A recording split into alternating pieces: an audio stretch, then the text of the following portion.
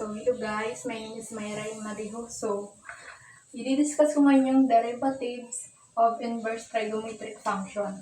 So, yung formula niya ay dx equals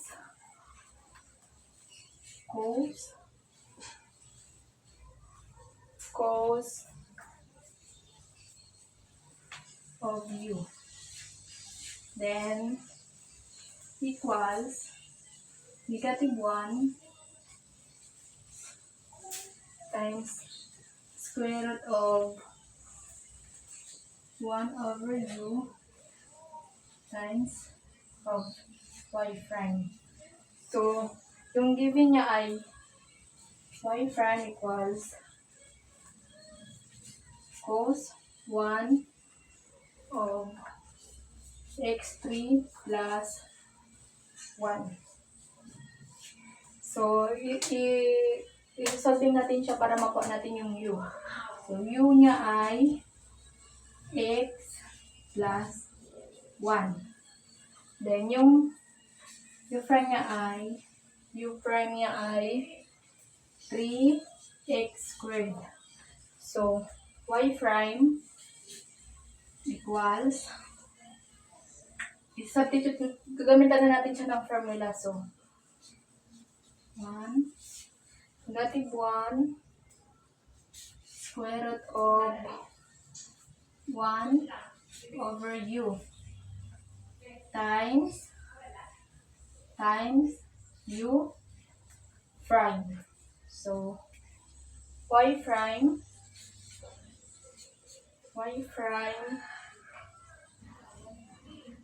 1 over square root of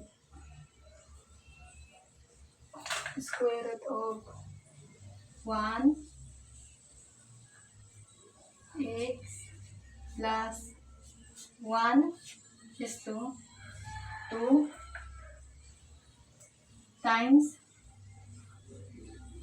3x cubed, 3x squared. Then y prime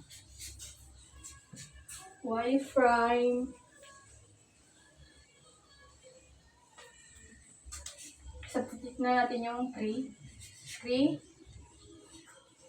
negative 3x squared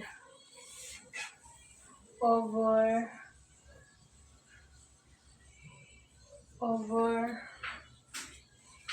1 minus 6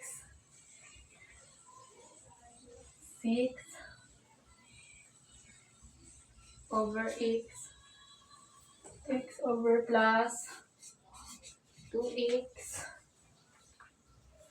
cubed plus 1. So, 1 yan. Ito. So, isi-simplify natin siya ng y prime equals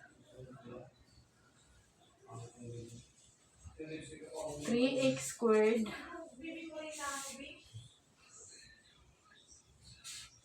minus, so pwede natin siya ipag-minus sila ang dalawa, yung 1 tsaka yung sa loob. So, which is magiging 0 na yan. So, yung matitira ito na lang sa loob.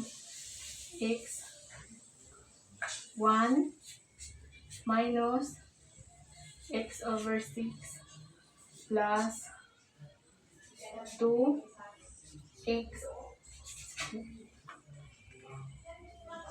So wala na yan. Ito na yung final answer niya. Negative x over 6 plus 2x cubed. Ito yung final answer. Na yung final answer.